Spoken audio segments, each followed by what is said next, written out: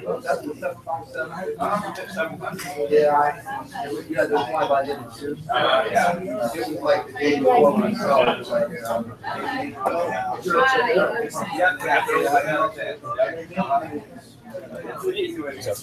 yeah. Yep. You know where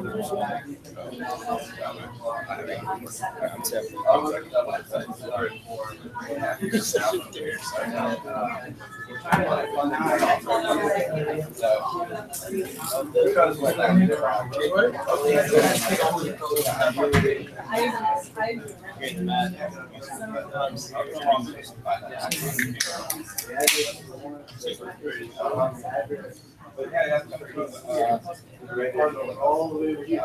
I'm really good. Man. More than what you get in. Yeah, and it's like two physical.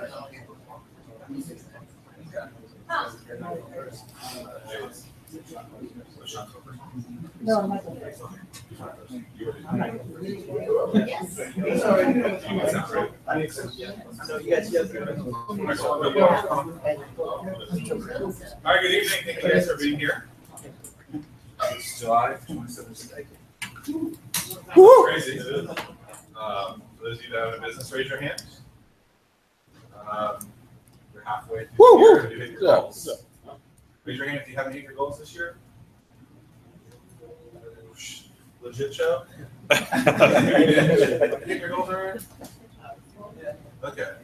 So the ones who didn't, we need to talk about our platform 1004. We'll do that a little bit later, where we can help you grow your business. But we started this event almost 6 years ago, really as a way to showcase what's being produced in our own backyard. We've been doing it for a long time, and it's been a lot of fun. We're going to see 4 presenters tonight. They're going to present what they're working on with their businesses. They get 15 total minutes to present. So if they talk for 5 minutes to present, then they get 10 minutes of questions. If they talk for 11 minutes on their business, they get 4 minutes of questions. If they talk for 15 minutes, you guys can talk to them afterwards and ask them questions then. But we're going to see Vehicle, Valet, Vollywood, Knockerball, Hampton, and Quebec present tonight. We're going to try and go straight through all of them.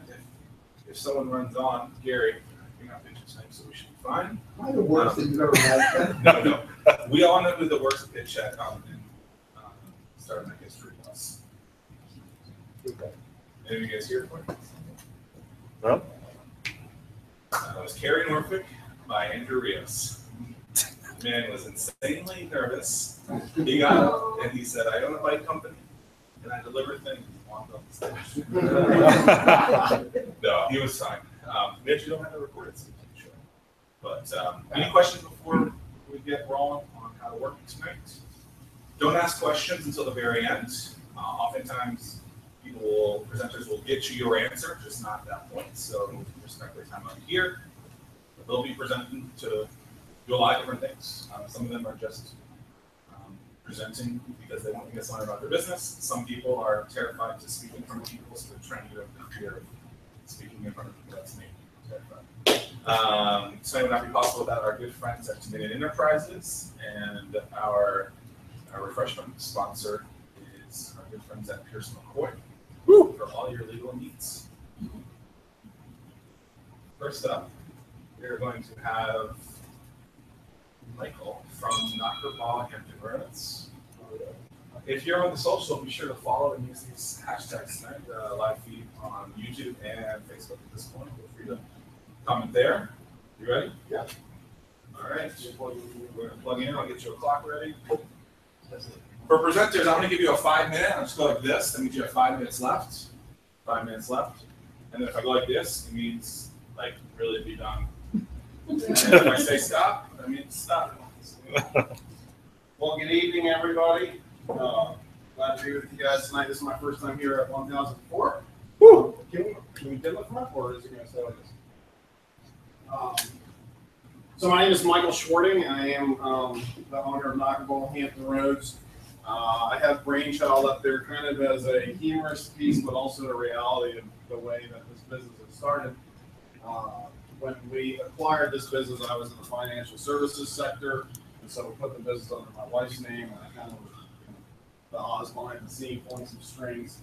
But I fully took it over January 1st of this year, and so we've done almost 2 years. But I just threw this up here kind of for you guys to get an idea of the background of me and how I think and look at business as we move forward. So.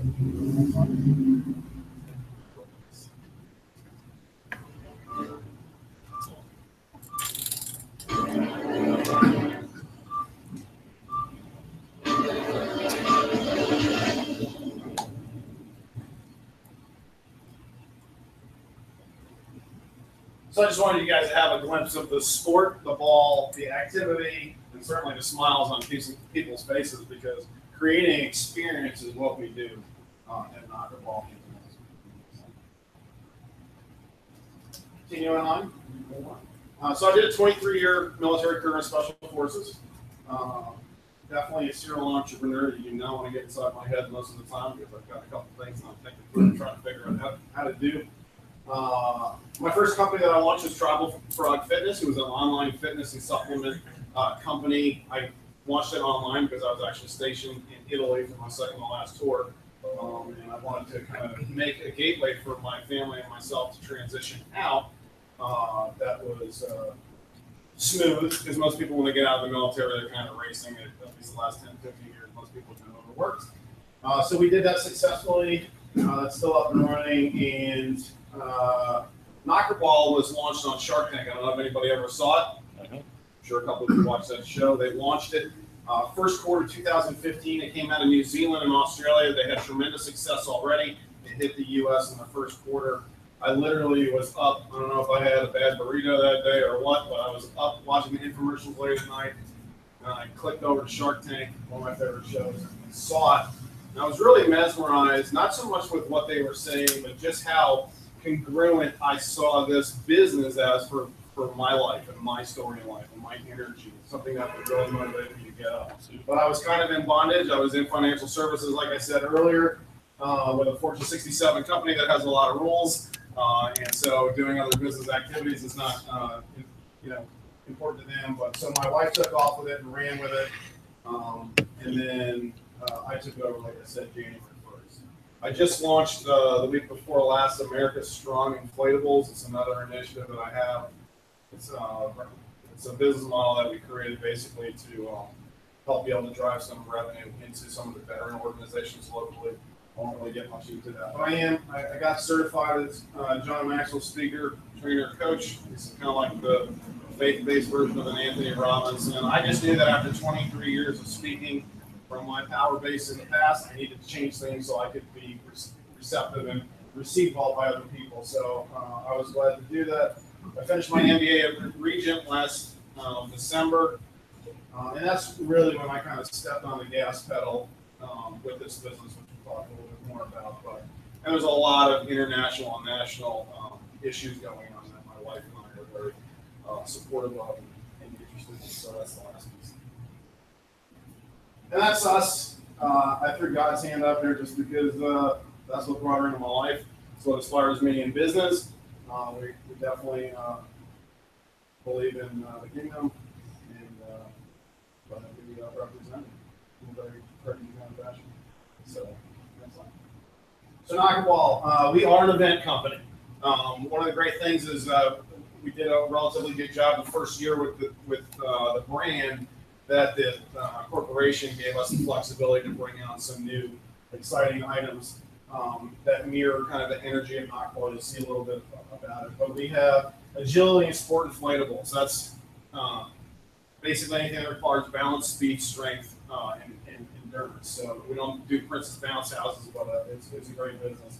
We have outdoor theaters, and our goal, unbelievably, is to create that unparalleled experience. When you see these people get out of the ball, or if you ever get out of the ball, they are at the height of their energy, and the experience typically has been done really well.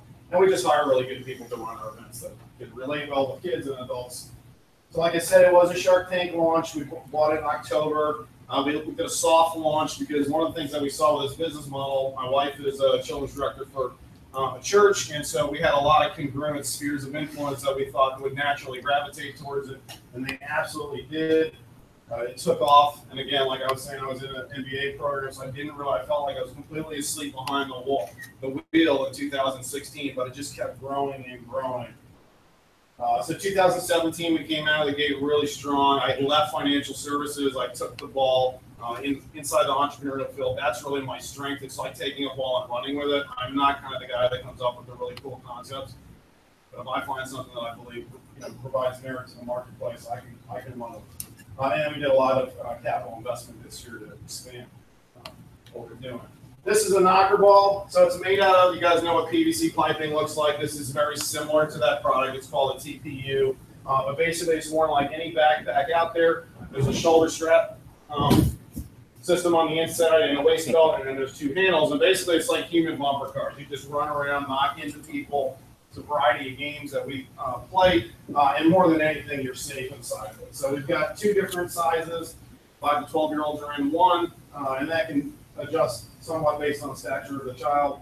But the large balls, which is this one that's present for 12-year-olds. Okay.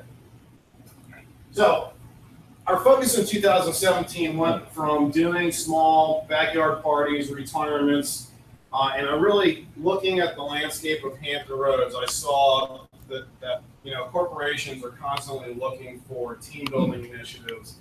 That they're budgeting for it, and I just kind of looked across the scope of what was available here, and I kind of just said, hey, I think I've got something here.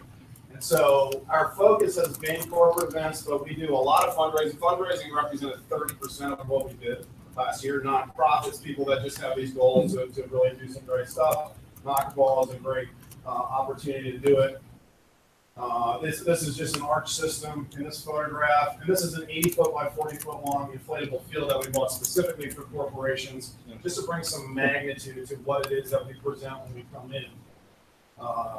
But you can see the other aspects. Vacation Bible schools and summer camps are a big part of what we do. The wine campaign is really kind of a summer initiative. People they have their kids at home all the time, right? So we can take those children out back in most yards in about 45 minutes to an hour, really tire them down. So they stop whining, and then the other part of the wine is the parents get to open a bottle of wine. That's what fun. So, next slide, please. Again, team building is what we do. We've got 3 options. We can do just a generic fun day. If you have a group of business people that just need to blow off steam, maybe they hit a goal, something like that, we can come in and do a fun day. I also have a phenomenal curriculum-based option for businesses. So if it's a new organization or if there's new leadership, and we can do everything from the C-suite, all middle management, all the way down to different departments.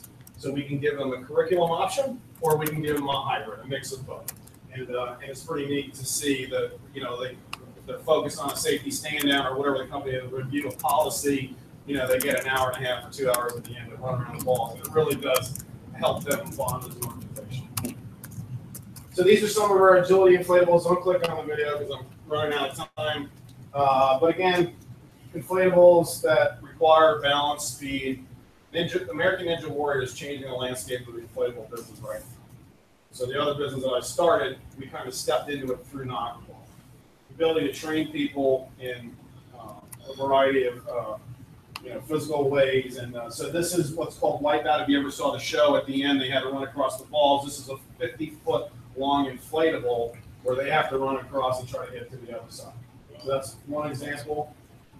This is our 4-person joust. This is extremely core intensive, and businesses love this because typically there's a manager that people want to, settle some disputes with. So it's fun. Next slide, please. This is our toxic wrecking ball. You can see on the inside of it, there's 4 different podiums, just like the joust. But what you're doing is you're throwing a weighted, padded ball around, and you're trying to knock somebody off. Again, very core intensive and really great for teams and groups to compete with themselves.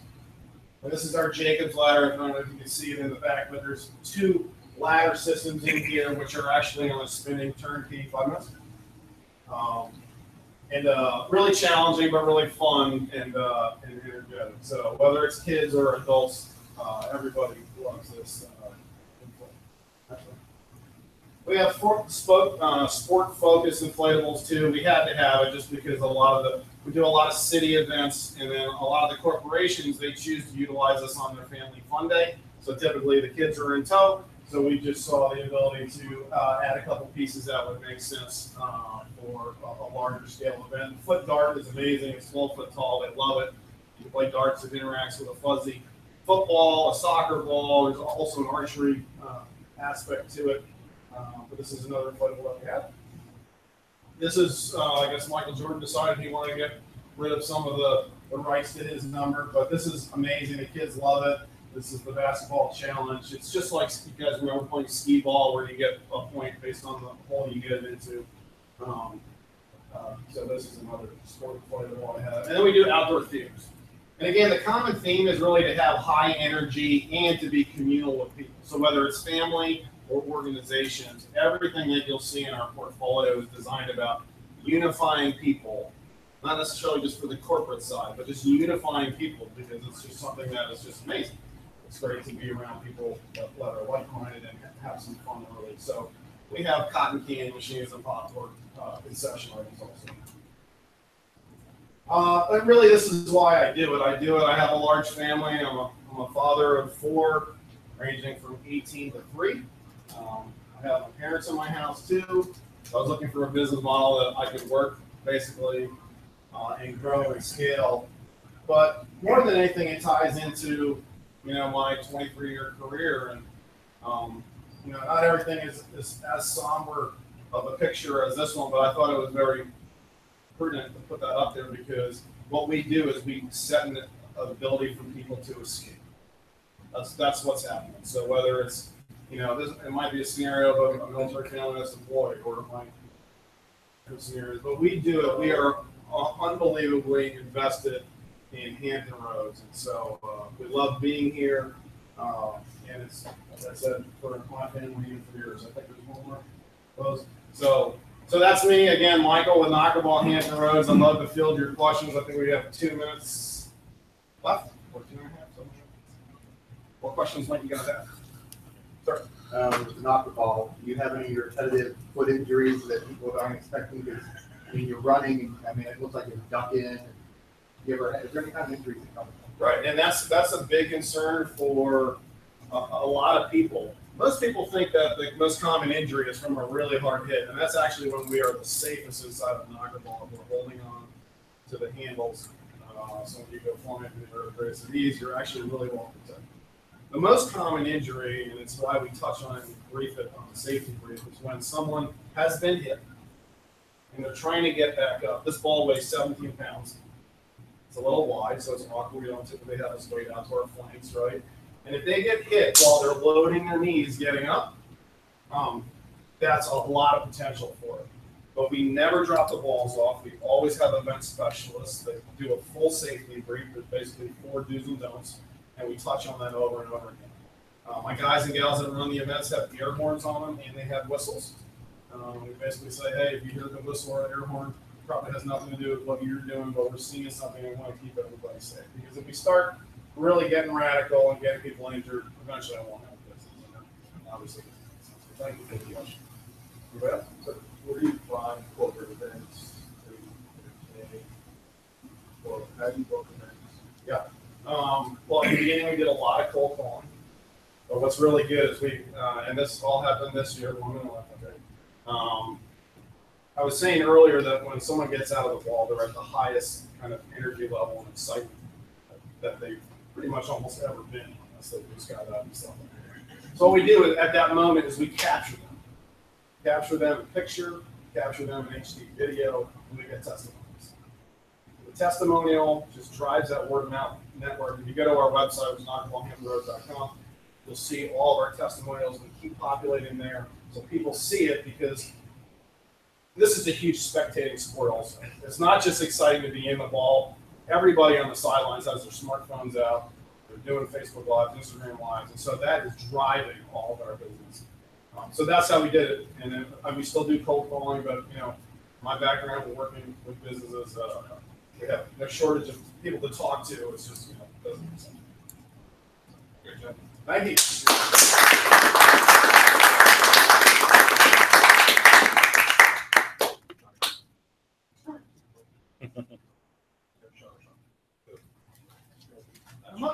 spell their name differently too, so it works. All right. Right, music, So met Sean at our second Start Norfolk. We talked about this. We have four presentations tonight at our second Start Norfolk. Different format. We saw 73 different pitches. It went from one. They were only a minute. Yeah. But, you know, people still gotta get up there and get until 1 o'clock in the morning. It was fun.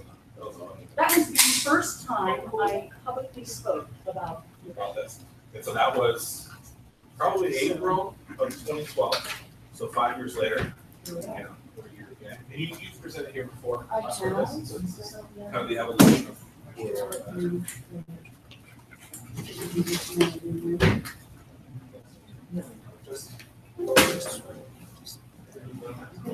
All right, so, hi everyone, Sean McDonald, President of Feedback Enterprise. I also have here Rosin Curry. She is our project manager, director of product development / keeper of making sure that we don't go too insane. So Feedback, we are building coaching technology that's powered by AI to help people improve, and specifically in sports.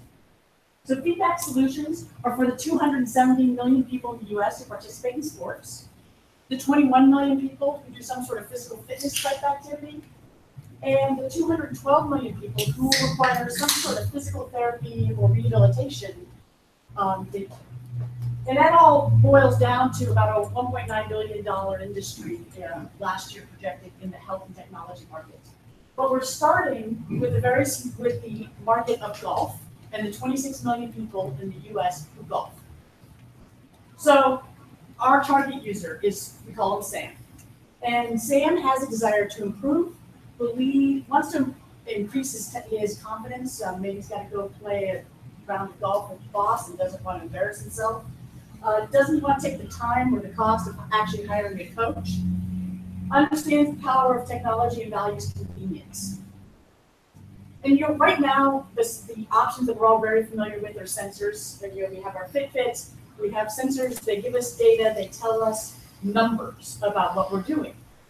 But how do we use those numbers to actually improve? So I walked 10,000 steps. What does that mean? Or in the case of golf, there's a company out there that provides data about your golf swing, and it'll tell you your club face was 5 degrees open, or your swing was 75 miles an hour. But what does that mean? If I'm at the driving range, is 75 miles good? What do I change? And so we wanted to move past data. And we wanted to say, look, let's try to replicate and use technology to replicate the experience of actually having a golf coach out there looking at your swing. So what we do is we have an app that we call Collect, and it allows you to capture the video. That app has been out since 2014, and we have been collecting videos ever since. Those videos are uploaded to the cloud, and we're applying our artificial intelligence, machine learning, computer vision type techniques in order to analyze those things. And ultimately what we're doing is delivering coaching, first written and eventually audible, to the person. So here's the example. So right now we have 3 products. Feedback Collect, you can download today. I would encourage you to go download it, take it out to the driving range, go use it. If you download it today, you'll get our beta of our coaching. So you'll actually be able to get some coaching, and I'm going to use Zach at the end of this. We're going to do a little live demo. Yeah, you knew that, don't act dumb. So, well, never mind. And then we also bundle our hardware. We also bundle the solution with some hardware. And that was all designed to make it easy to go out by yourself at the driving range. You don't have a friend holding the camera. It's a tripod plant and a Bluetooth. And Bluetooth enables our unique voice activated functionality. So here's what it looks like. When we come out of beta and we launch, this is what will be happening. So you got Sam, he's taking a swing, he's got the app on his phone, and it videos his swing. And then he receives audible direction of what to do before he takes his next swing. Now this is really important. There's a lot of studies out there that say we will improve a lot faster and our training will be more effective if we get the corrections while that activity is still in our muscle memory. And so think about the fact that if you can get that feedback instantly and that correction is the motion still in your muscle memory, you'll probably learn a lot more and improve faster. one of the things we've learned looking at the thousands of videos, literally, of our users, is that they tend to make the exact same mistake over and over again. And that sort of makes sense intuitively because they're not getting any correction, right? So they keep making the same mistakes, and we seek to solve that problem. So we've identified our whole goal at this point, because we are in beta with our coaching, is to get out of beta and to be able to launch the full product. And we've identified some key performance indicators. So one of them, currently we have about 5,000 videos. We project in order to be able to do all the coaching for all the different scenarios, we'll need about 54,000 videos. So we need to scale, and that's really to reach critical mass and be able to provide all different types of coaching.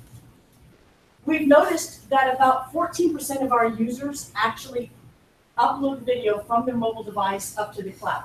And that was actually a design issue we didn't think about. So when we released our first version, we made the default that the video stayed on the phone.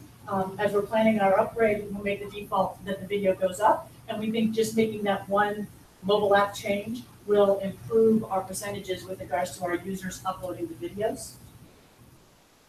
This says we are averaging about 3 installs a day, which is nothing to write home about.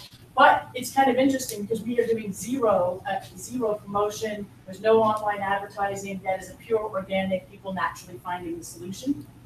We want to implement a 90-day campaign in order to drive that to our goal is around 600 installs a day.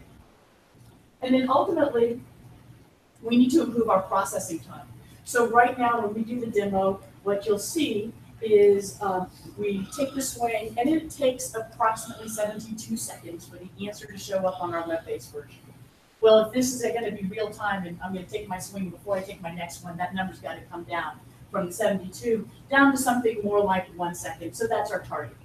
So you can see we know where we are currently. We have our metrics for what we want to do as far as launching and moving forward. We know what it will take to get us there. We have outlined a milestone schedule, and all I'll say about this is it's basically we've outlined here are KPI goals, here are our staffing goals, here are our funding goals. Assuming all those things line up, we could launch in time for the Masters in 2018. We could launch baseball because we want to do a follow-on sport in time for the World Series in October. So that's got to have a plan, otherwise you'll never get anywhere. So we have our plan with regards to our milestones. Competition, I kind of touched on it earlier. There's 2 companies out there, Huddle and Zep, and they provide data or video capture type tools. Feedback, our solutions do everything except for the data of our competition, but we also provide other unique features like the online coaching and coaching in the app.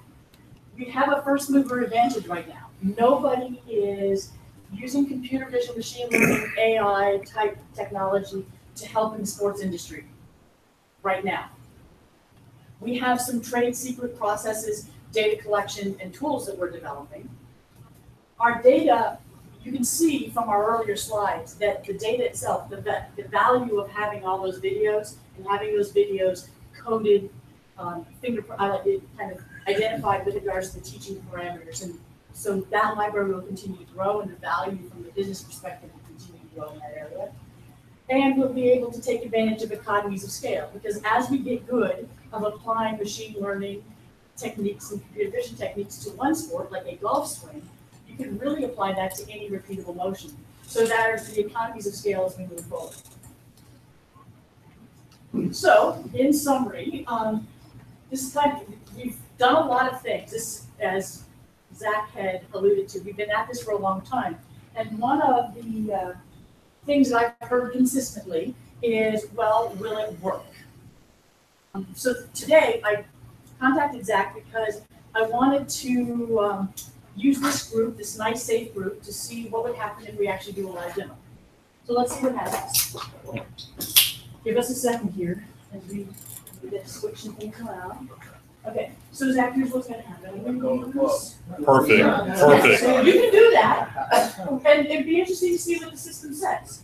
So what we're going to do is we're going to use the Collect app, we're gonna video your swing, okay? The way it works is you're gonna hear this very mechanical voice. It's gonna say, when you say ready to record video, I will say the word ready. You need to wait about 3 seconds before you hear a beep. When you hear the beep, take your swing. You don't need to rush. Be very natural about it. Let's see what happens. All right? And if you really want to get fancy about this, let's try this. Since we're learning how, we've never done a demo, so we're learning how to do it smoothly. But you guys are safe, right? This is a nice, safe crowd to learn in front of. Oh, yeah, oh, sure, definitely. As long as he doesn't let go of the club. You're safe, he's not. We'll let him know. I'm Just safe, a he's quick not. jerky motion. I'm very good, sorry. Are you breaking things? Let me see. Oh, man.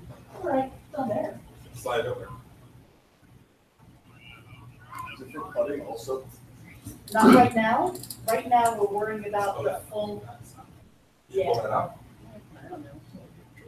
Well, we won't worry about it. It's not all that exciting. It's not that exciting. Let me say, turn it off. All right. So, you remember the rules, right, Zach? Ready.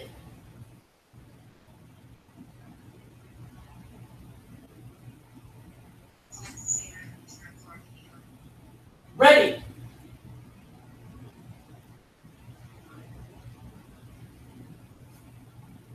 And this is why we put it here. One moment, please. Please stand back.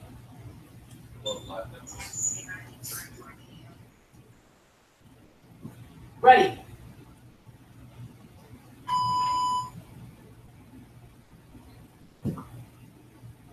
Or. Let's do it again and try to be a little bit more realistic. Oh. That's what it's gonna get. All right. Ready. Ready.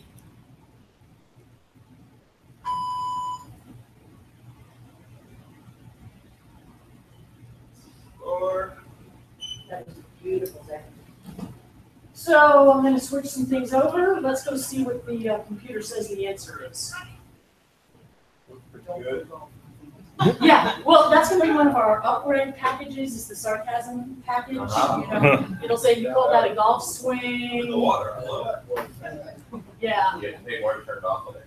Have you tried tennis? Which will help you with too as one of our eventual products.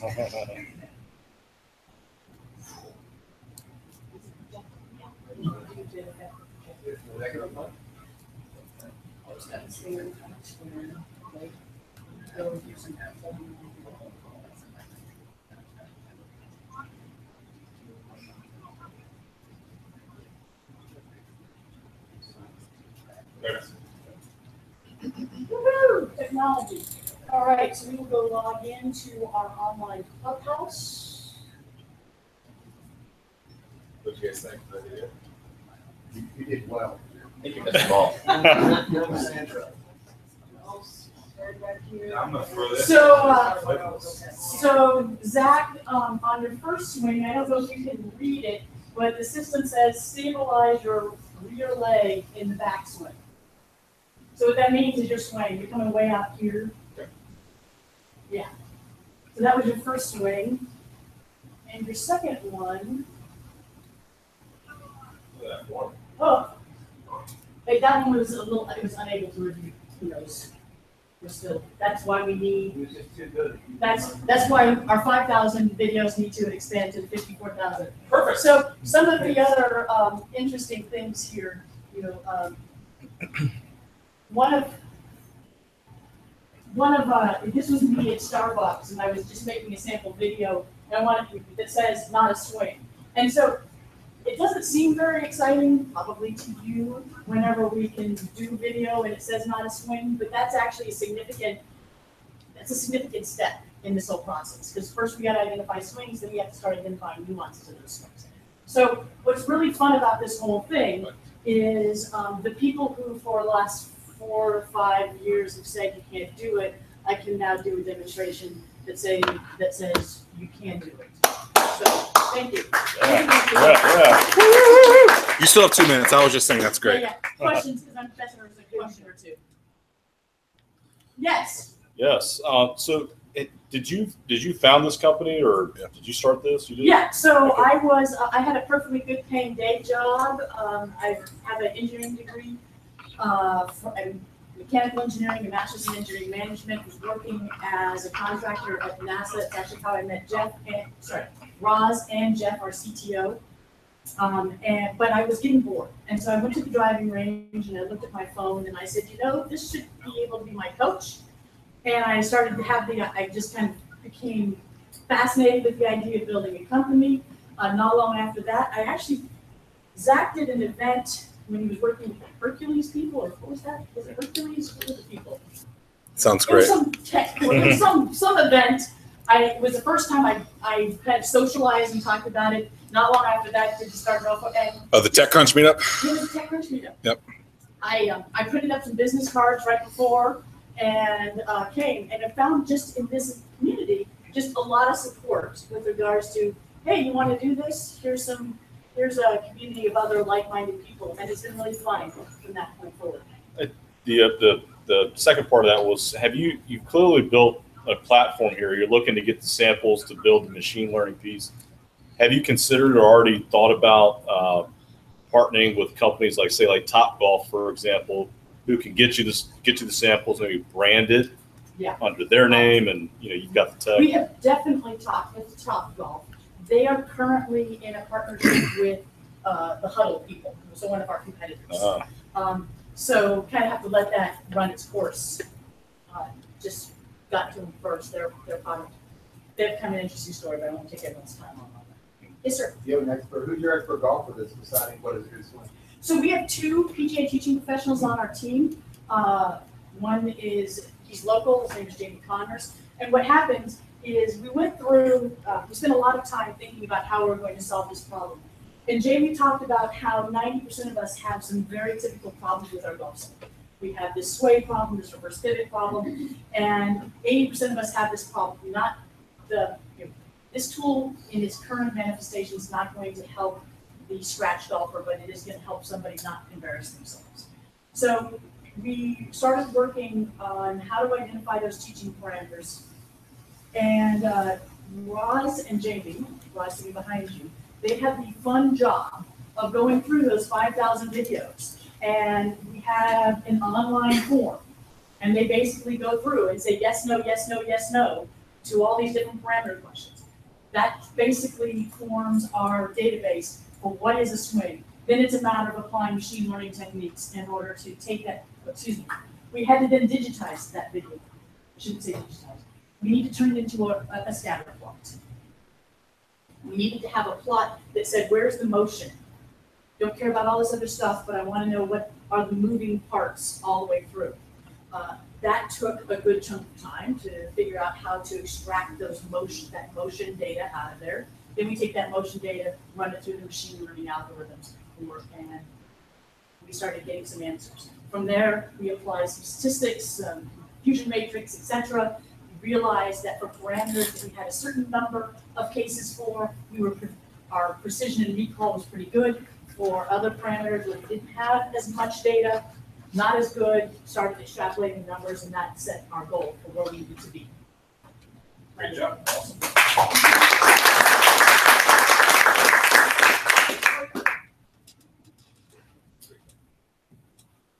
I'm unplugging.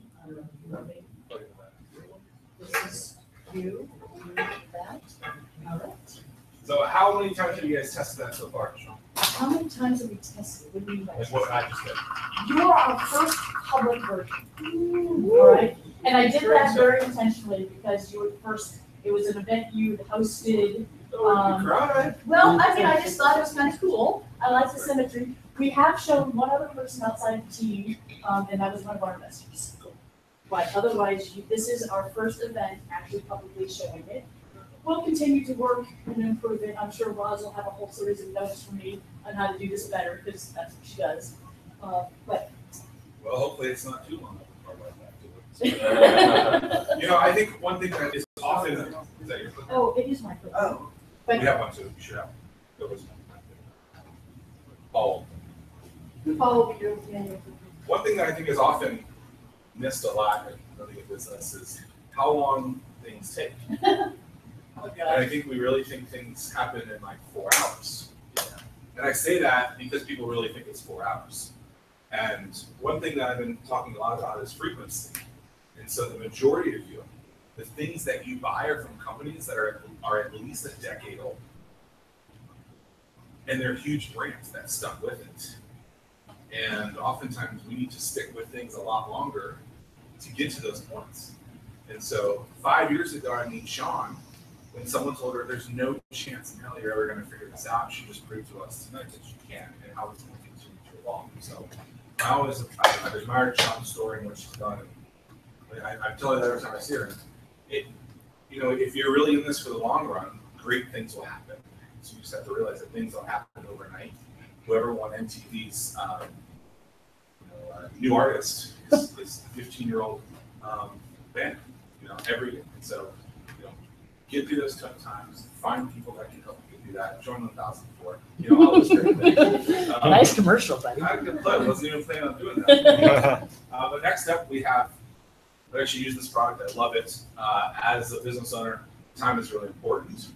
I'm gonna do a better pitch than you. Are you ready? All right. Time is really important. I hate going to get my oil changed or getting my car worked on, and it's great. I think I told you about this too, actually. The key, though, is I can find someone who will come pick up my car and take it, and I don't have to do anything other than pay for it. It's just great. So next up, we have a Valet with Sean. Even though I hate him because he went to Pittsburgh. Good evening, everybody. Thanks for having me. Very happy to be here. This is actually my name is Sean Paul. I'm here to Valet. Started being for Valet 2014. I was at that time I was a service advisor for a Cadillac dealership. Before that, I was a technician for 10 years. But while I was writing services, you know, you get paid on customer satisfaction. So to make your customer happy is the end all be all in any car place, right? Or in any business, to be honest. So we had to find, you know, basically was everybody's like, I don't have enough time. I don't have enough time. I can't come in there at 10 o'clock or whatever. So we just started using our resources to go get our customers' car to keep them happy. Well, we were using our allotted minutes. My boss was really unhappy that I was taking people from other departments to go get cars to make my customers happy. So I started hiring friends and things, and that's to do it. And I really hated writing service, to be honest. And so I was like, I have to do something. And this was really taking off everybody's slogan. So here I was. I'm going to do it. You know, I started at 14, January 1, 2015. I took the big leap, fell flat on my face, you know, and got up, fell again, and we really got our stride going, forced down. We can look at the next slide. So what we do, as Zach said it wonderfully, is we get vehicles and products where we need to go reliably and professionally. And we're talking right now about the vehicles, where I announced the products is like I said, I came out, fell flat on my face. It's really hard to get the word out, and people for some reason just do not get the concept. I don't understand why, but they don't. But and so we ventured out into some other things. Our artists in the vehicle movement, but we did do some product delivery and some other companies. So as Zach said, we help busy people and their team and then spend their precious time the way they want to and give this some time to run and grow their business. It's all about time saving. Whether it's oil change, like getting your oil change, or if it's a business owner a small business owner that needs to grow their business, but they don't have enough staff to get their product out there. We help them deliver it. So, like I said, people don't get the concept. I know it seems really simple, but so we're just gonna go real quickly. Zach did it for me, but we go You call your repair facility, make your appointment, and you call us and tell us when the appointment is. We come to wherever you are, your home, your work, school, the park, and I don't care. I meet you wherever you are in Hampton Roads. Get your keys, grab your car, and take it on into the repair facility of your choice. We don't care where we're taking it. Wherever you, Joe's garage or the dealership. It's wherever you want your car to go. That's what we do. When we come to get the keys, get the car, we do what we call video walk around, just to let you know that your car is going to get there in the same condition that it was when we picked it up. We do 4 videos, one at the pickup, one at the delivery, then when we return the car, same thing, pick up the delivery. You get them sent email to you, send in the cloud, you can watch them all day long if you really like the car. Okay. So like I said, now we take it to the dealership or the repair place, and that's it. As I said, we branched out, grown our business to some other things. We do the vehicle delivery, service, and detail. On product delivery right now, we have ventured into a niche that didn't know that was there. We help a lot of small catering companies get their products, a lot of lunches, corporate lunches and things. We've expanded greatly through that. So we deliver corporate lunches, and we're looking for another company, Box Gourmet. We're working on a few other non-food products that we're getting ready to deliver. And so, along with vehicle delivery, we name the vehicle Valet. People call me all the time. Steve Valet, my wedding. And I never ever wanted to valet car ever, but if somebody's going to give me money, I'm going to take it. So I'm like, all right, let's do it. So we do that when people ask and things.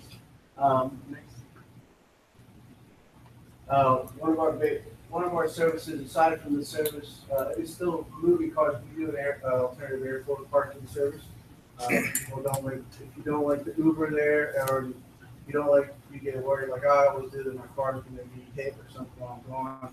You get the best of both worlds. You drive to the airport, park it short term, you pick the car up, put it at your house the whole time you're gone. And when you come back, the car's waiting for you back in the short term lot. It's warm or cold depending on, it's going to start, there's no flat tires, nobody's broken any windows, anything like that. This is a service that Hangover Helper service. We kind of got away from it. We still do it sometimes, but I like to sleep more than I used to. So I don't do it a whole lot. But essentially, it's if you know you're going to an event, say you're coming to start up night, and you're trying to drink that whole cooler full of beer, and you're like, I'm not going to be able to drive home. You call us up and say, hey, I need to get my car home, and we get it there. And just sometime throughout the night. And then same with event parking, it's essentially the same as the Hangover Helper in the airport. If you know you're going to, we have and we kind of piggyback on a regular valet service when the weddings, people can't drive home, things like that. Or we actually just have people come to one spot, and then they're going to be there a long time, so we put the car. We take the car back to their hotel and things like that.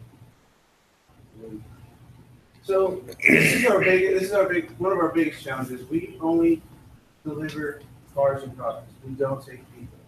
A lot of people automatically assume when they hear our service, they think that we're just another shuttle service of some kind, or Uber, or Metro Scooters. I don't know what they are now. So I just put in there, I just, have to reiterate to everybody, I've known people through this whole process, and they still call me and be like, hey, I'm at the such and such, can you come pick me up? We don't pick up people. So that's one thing that we always put out there. So we're always, as everybody out there, we're always looking for everybody in the rooms, just, of course, hire us. Request us. One of our big drivers to getting more customers is the auto industry is really hard to get them changed. The only way to change is again back to that customer service. index. And so if it's gonna make the customers happy, they'll look into it. They won't even look at you until then. So the more people request their dealerships or repair facilities to ask them about it, or or to sign up with us, then the more work we get and the more happy the drivers are about that. And then and if you have any business or repair facility that you think would really benefit from us, I'd love to talk to them and go over and see how we can work together. If anybody has any questions, how it works or anything? How many employees do you have? Regular full-time? We don't. All of my drivers are part-time. We have 12. Do you have a surge if some big event comes up? Do you have backup? Do you call it? We do. Yeah, we do. We have a separate of people, friends, and whatever that help. Your services is the biggest. Right now, the product delivery, it depends on the time of year. The product delivery usually is about 60%. In the winter, it's about 60%. In the summer, it's about 50-50 between that and the car. The car business is right after tax season till right before Christmas they're booming. So cars and repair shop. And anytime there's a big storm or everything, we love it because all the body shops have us moving flight cars back and forth. So it depends on the month, but it's the food side or the food product delivery usually squeezes the cars out a little bit every time. Trying to work. Exactly. Pricing. It's $30 one way, $50 round trip for to go anywhere in Hampton Roads.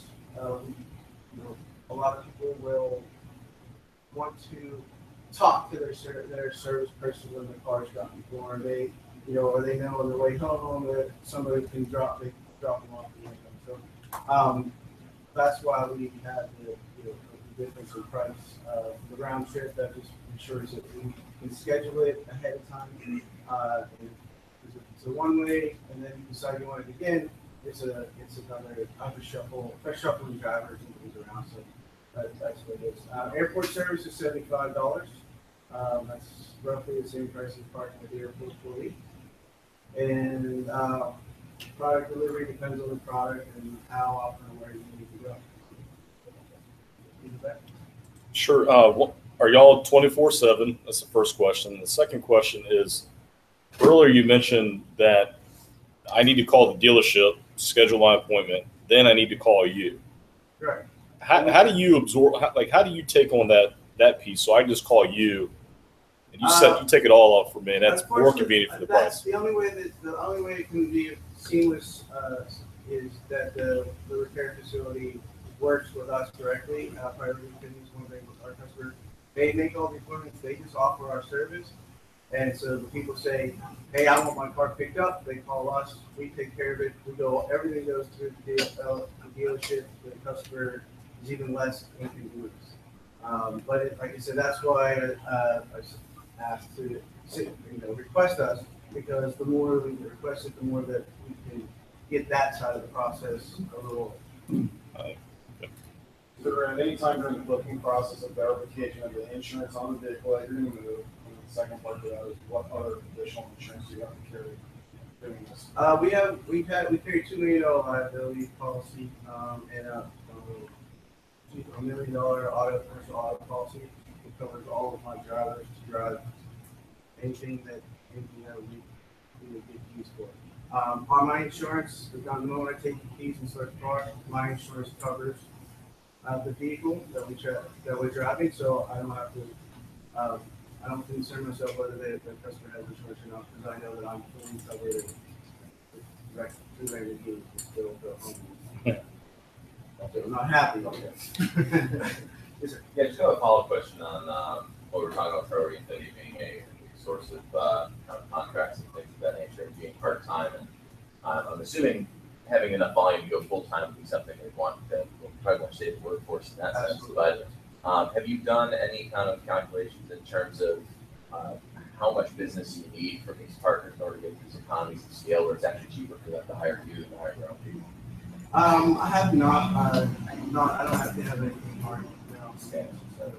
So I think there's a jump in there at some point. Yeah, there is, I mean, you know, there's a lot of, having a full-time employee, there's a lot of additional costs, you know, and so hence one of the reasons I don't, another reason I don't necessarily have the additional income to cover those additional costs. So that's just one of my, you know, that's one of my, you know, pitches to the places, like, you know, cheaper to pay me when you need it as opposed to paying somebody to walk around here 8 hours a day and only need it every once in a while.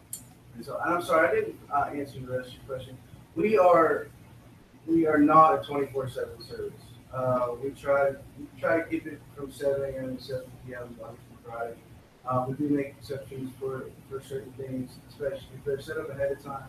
We accommodate. The airport service is the only thing that is 24 hours because flights come in all the time. We just returned a car to some folks that were gone for almost 3 weeks, and they didn't come in until 1:30 in the morning. Yeah. So that's I say your car's going to be there, and we get it there when your flight's hitting the ground. The car's pulling the fly.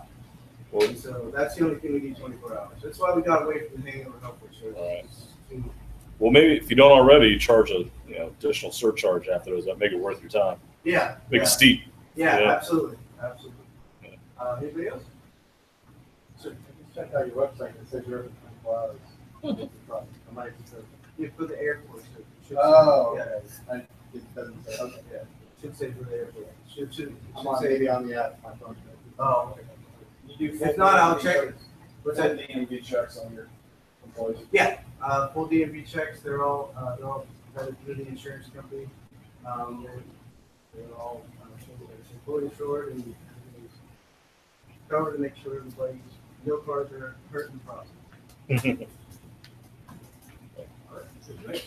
All right.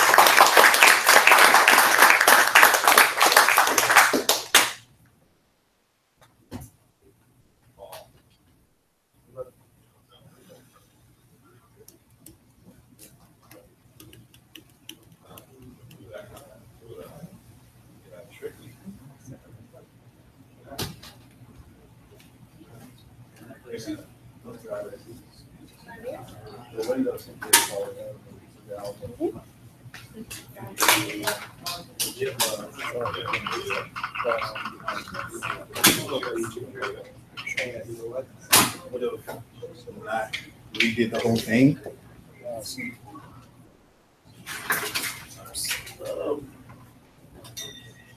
One thing I like about Vehicle Valet, and someone asked the question about Tussie, it's as simple as writing an email saying, hey, I want this service. You get it done.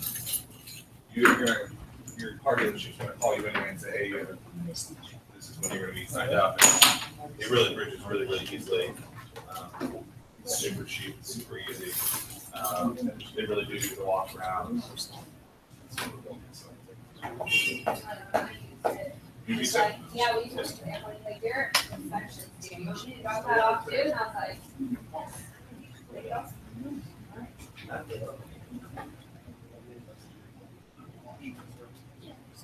No, I work with a couple. It was just about 1 minute.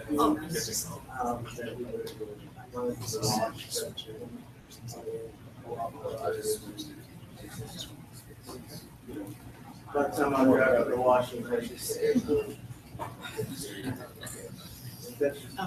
for me, in the dealership for so long, all of the astronomically crazy things of people.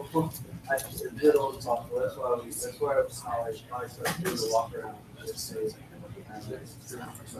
I used to use a program that actually logged how one of the videos they watched, they would rewind 60 spots, like they were looking for something. You didn't really make it work possible. So the log video was actually a bit of money.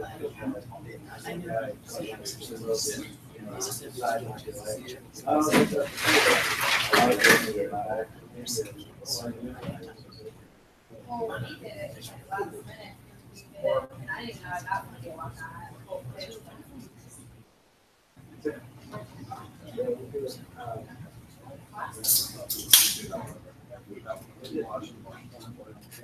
I need to look at it, like, the procedure. Okay.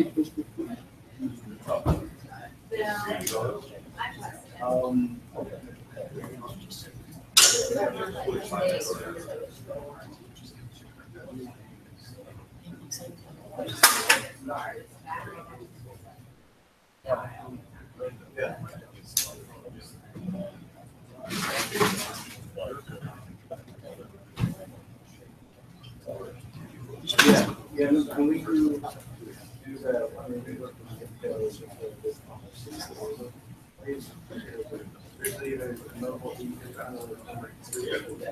guys will have their nice big shot, really, with the mobile guy.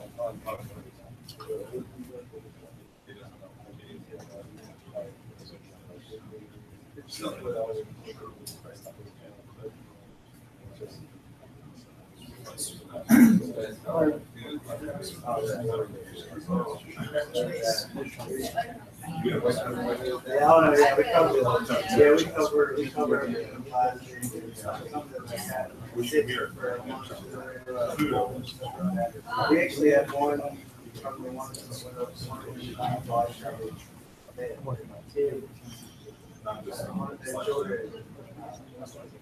Yeah. And then until they got like weeks later, they accident.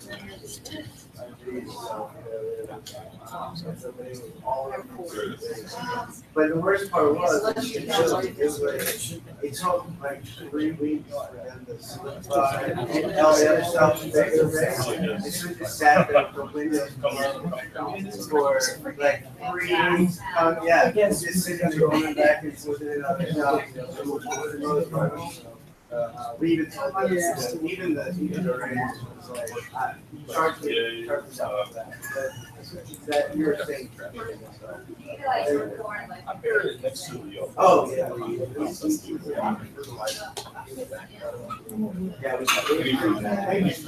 even know about it.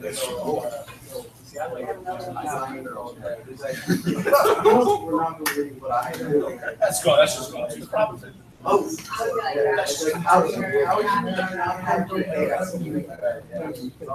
Busy man. Change that radio station again. Yeah, just so you maybe have fun. Yeah, I go to the one side.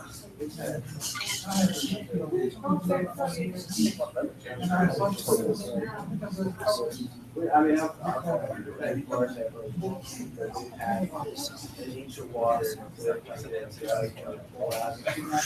oh, I read back.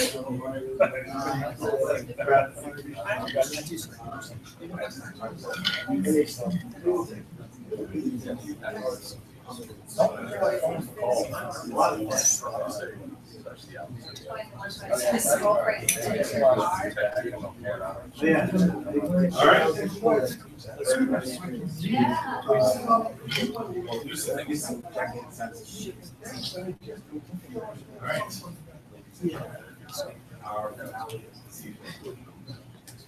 Mr. Vollywood. Good evening, ladies and gentlemen. And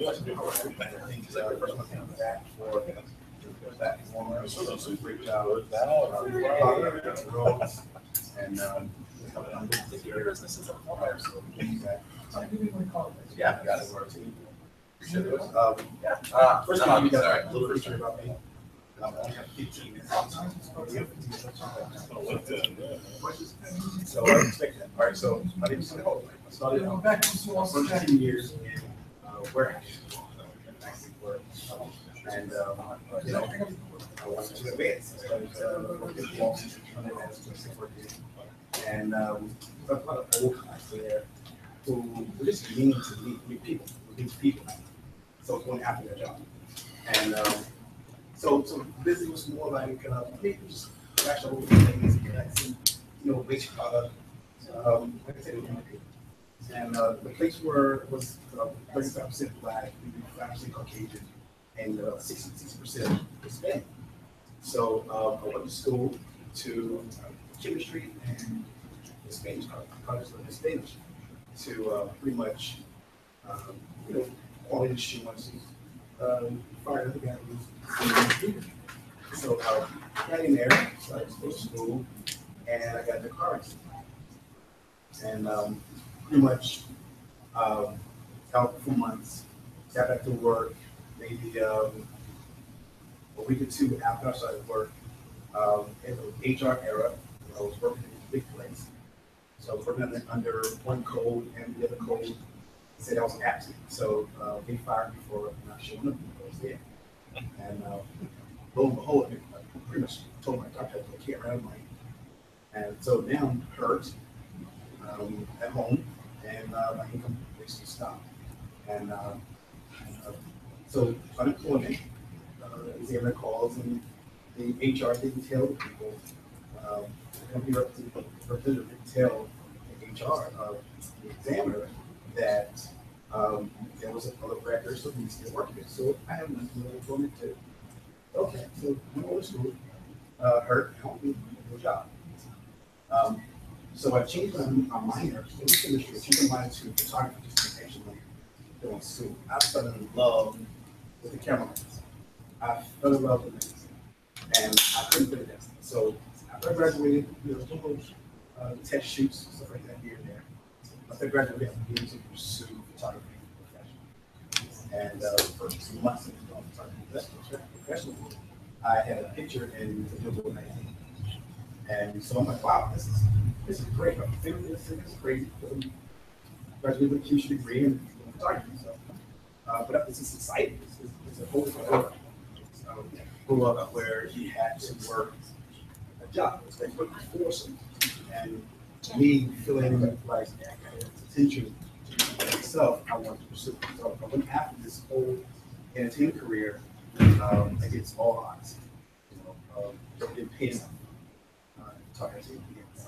So I advanced in that, started taking up classes for web and information design, and went to Army to Pittsburgh, been certified in 6-7 Adobe softwares, and I just kept going, People started asking for web design.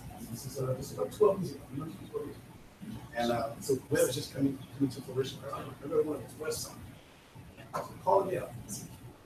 And so I got better at web design. Now I'm still loving the camera. I want to shoot. I want to do that. The web stuff is kind of boring. Let's see, 15 hours. Someone would call me with a change. It's like 5 hours just to get to the part that you want to change. It's like 2 words. So it's like, oh, I hate this stuff. Put it was money. And so I kept pursuing it. And eventually someone called me for. Once I started getting into working with a magazine company, Christian magazine, and the guy called me and said, "Hey man, I got some people. Can you hold the camera?" I said, "That's what I do." He said, "No, video camera. Yes, in hand." I'm gonna try it out, So one of my first video projects was for a TV show, aired on Sky TV. I interviewed Jesse Jackson, some guy from Kennedy, and I had the very first video where Jeremiah Wright announced that he was leaving the passion. So so people started calling. Now I'm kind of aiming at this,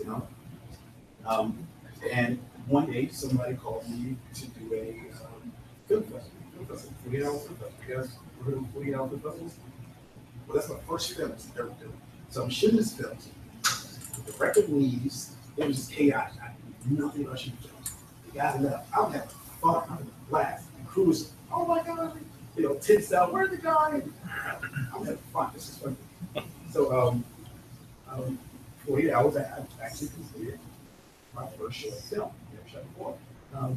And I looked at the film later on. I was like, oh my gosh, that's but when I went to the festival, it was a lot better than a lot of these guys I've seen. So I'm like, okay, what are you talking about? Let's pursue that. One of the guys liked it, and he called me back. And long story short, so he called me. We started doing films out here in Norfolk. I ended up meeting a guy Monty Wallace, who's Indian, really good people, who ended up being Spike Lee's co-producers. And so he mentored me for 4 years, you know, and this is another same part of my life. To me, he's Zach kind of fits into that realm. He's a great guy who says, "Hey, come on, I'll show you what." So let's talk about football. So before I get to Vollywood, so now I'm doing short films. We're calling do little small stuff. I did shoot like 2 feature films. I started my own feature film, and it was AI. It was hard. The whole crew back. So camera in one hand, clapboard in the other. Someone might like this. I'm like, all right, action. So people like, what are you doing? You know, put this footage, you want pretty good. So he's like, oh, this guy's decent, you know. But it was hard. It was a hit. So I was like, okay, I want to work for somebody. Now I want to get back to what my thing says. Find somebody to work for. And so there was one of many companies in this area that would hire me. Some school, and it was so I started to look for other independents. And I did find a couple short films, more feature films. One was distributed in Walmart's and Target. And so I built this. My first ad build was VirginiaFilms.org. VirginiaFilms.org. The Virginia Film Office wasn't doing that. So I decided VirginiaFilms.org, and I promoted all the films, particularly that was shot and they had seen shot in Virginia. And I called these guys up. Listen to you. Hey, you got a free motion for life on the website of VirginiaFilms.org. You know, and I put other independents on. And this is just feature. This is kind of message. I want to get in the door somehow. Well, it didn't work too well. It just said thank you, bye. So I called my lawyer. That was a lawyer, and I designed his website. And I just asked him, I said, hey, you know, well, first I talked to these 2 guys, and I was like, you were talking about Vollywood. I never know that term with Vollywood. And I was like, Vollywood is like not a person. I'm joking. I'm just joking and joking. And they're like, no, it's a big, huge industry. It's this and that. I said, who's the producer? What does it look like? How many studios are there? They couldn't answer these questions, but in their mind, it was this gigantic industry. So I said, okay. So I called him. I said, hey, do you use the word Vollywood for this website? He says, Tony, let me call you back. And my lawyer is one of the lawyers who sold ABC Channel.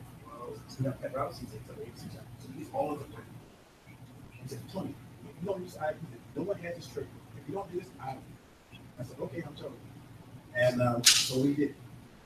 And now we have a Vollywood company. So, here's the other side.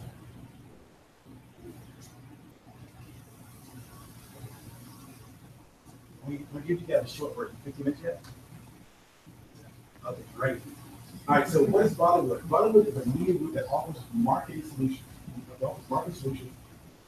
Marketing and media solutions to independent motion pictures and entertainment industry. So it's not a group. What I realized, the reason why Virginia doesn't have as many people working in the film industry is because of the cinema. There's no Virginia. There wasn't a big Virginia film crowd. It's like, go to LA, go to New York, go to Atlanta, you know, go over here, go over there. No one said, go to Virginia and shoot movies. They should do on period pieces or something dealing with, I don't know, the White House, you know, colonial stuff. No one comes here. There's no reason. It's terrible. And the government had no reason to do this. Why would I give you millions of dollars when I didn't see it happen? So we began to promote the Virginia film industry as a group. So the way, so our mission is to brand the East Coast by creating multimedia environments for independent content creators and cost-effective media solutions for local businesses. I am going to have some slides for this. Next slide. And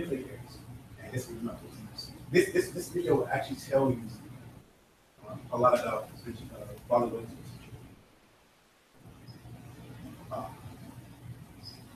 That's a volume.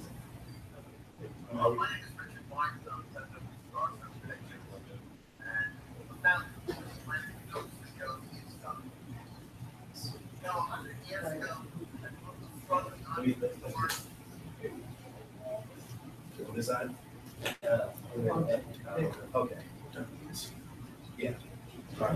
home videos. So,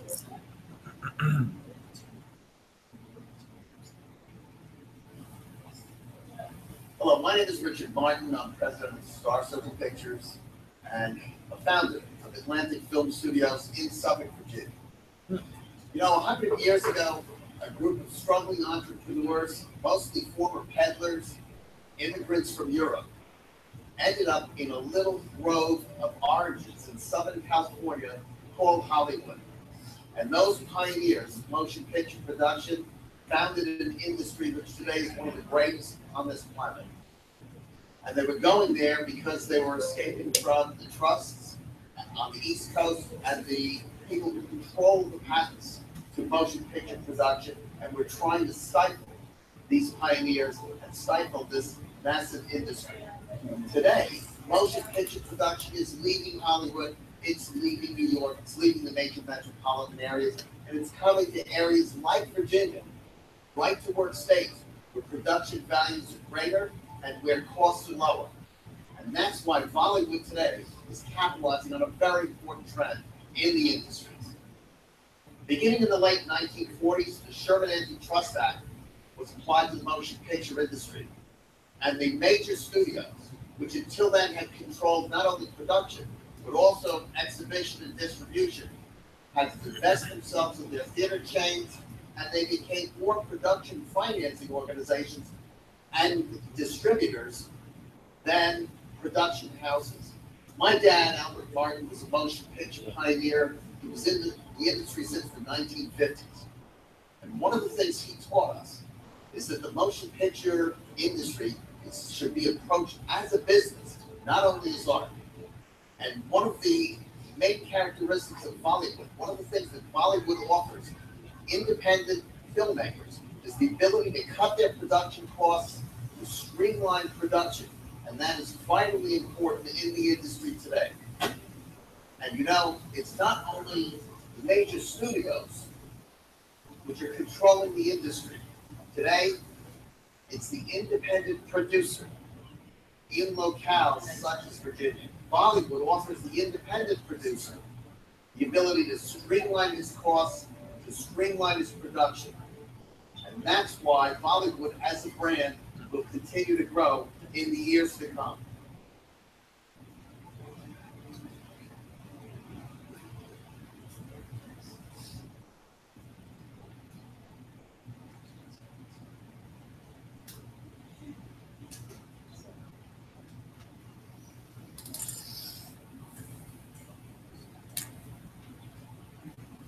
okay, so that was Richard Martin. He's one of the consultants with Vollywood. I'll call him the godfather of Vollywood because he does a great task helping with the brand itself. This next slide. All right, so the problem with okay, so the problem is it's class but no act. So we have fame seekers constantly pursuing federal productions to break into Hollywood.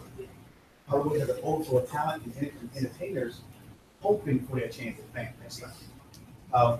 So the lack of capital for production causes employment here to pretty much lack. So what we're seeing is because people don't have the money to produce films, we can't hire people to work with them.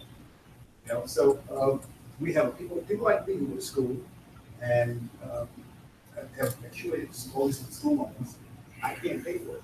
I have to move, relocate, go into Europe. So everybody else go to crazy Hollywood or these crazy city places and do film because it's that. It's terrible. It's so the solution here is to create, is to make it tangible.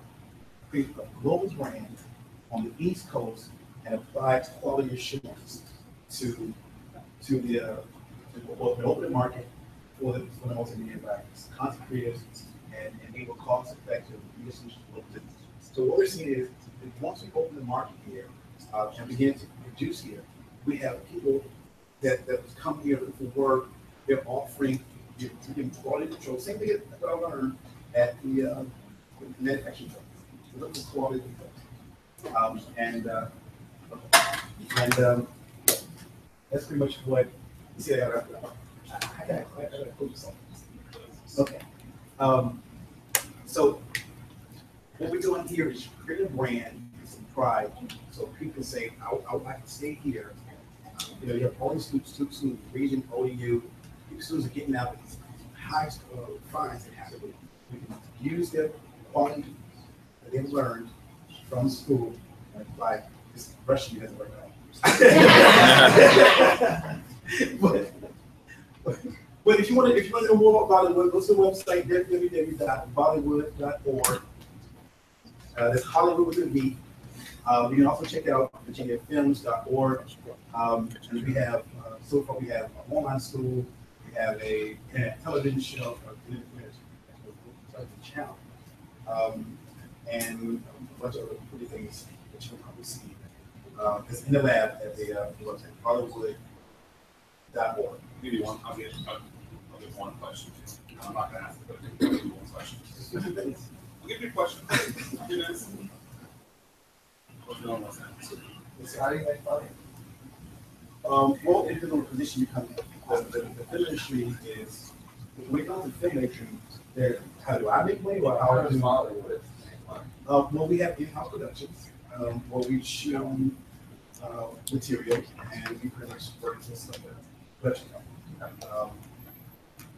And then there's broken. Great job.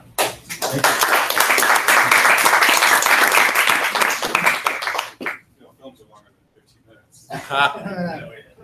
In the world of TV and film and all that stuff, a rap, depending on who it comes from, they try and keep going and going and going. I guess that shut me up. Funny story, I interviewed Damon John a couple years ago for my TV show. And what was cool is after I interviewed for about 11 minutes, we'll start seeing the rap for 5 minutes. And I just ignored it. I was like, nope, we're gonna keep going, we're gonna keep going, we're gonna keep going. And then finally, like his publicist or someone was like, stop, you gotta stop. And I'm like, whatever. So I mean, it happens. Thank you guys for coming out tonight. We'll let you guys stay for a little bit longer. When we flicker the lights, that means I want to go home. But thank you guys for being here. Thanks to Community Enterprises and to Pierce McCoy for the refreshments. If you guys haven't yet, please check out our 1004 platform. We're offering a 7-day free trial. So you guys can go on to starwithhatch.com/1004 or just go to starwithhatch.com. Very beginning of the website, it says free trial. You click that and get it. It's everything you need to help start your business. But a lot of people in the room. And we'll see you guys back here the second week in August. And, appreciate your time and have a great night. See you guys soon. Cheers. See you soon. Woo!